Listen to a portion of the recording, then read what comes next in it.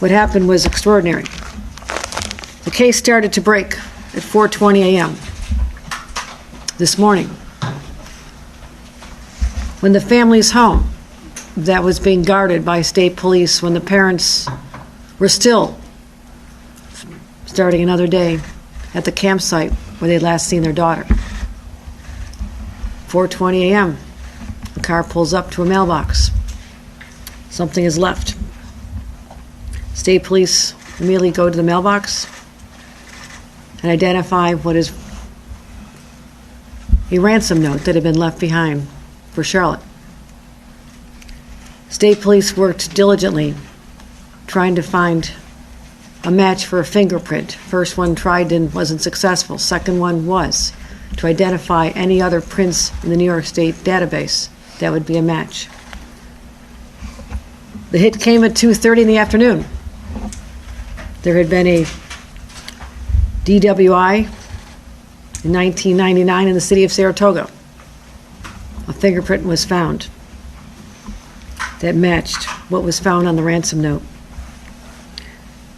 So, a little more research, work, to identify the location and identifying the fact that there was a home they could visit. They found a double-wide house with a woman, the suspect's mother. The suspect lived in the camper behind. They had what they call a dynamic entry, a tactical maneuver, and within the camper they located the suspect. After some resistance, the suspect was taken into custody, and immediately the little girl was found in a cabinet, cupboard. She was rescued, and she knew she was being rescued. She knew that she was in safe hands. Her parents were immediately notified. This occurred at 6:32 this evening. The suspect, 47-year-old male named Craig Nelson Ross Jr., is still being questioned.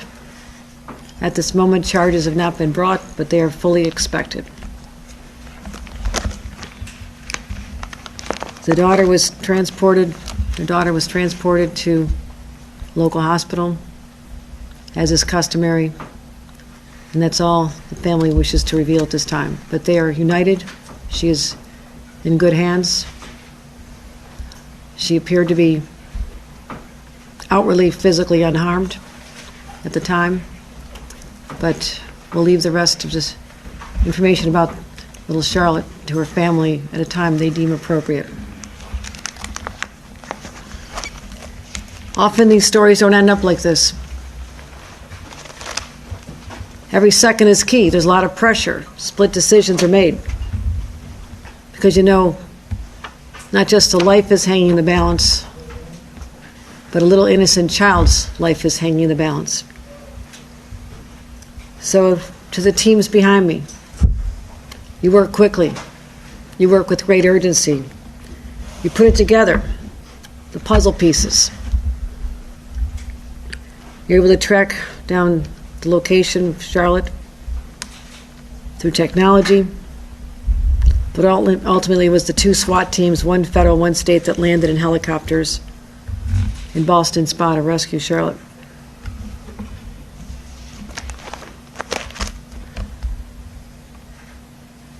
Still pretty overwhelming, because all of us feared the worst. But I promise Trish and Dave, they be reunited with little Charlotte once again, and she see her two sisters, one 10, one 4 years old. And obviously it's a traumatic event for the family and certainly Charlotte. And we'll continue to keep this family in our prayers as they heal.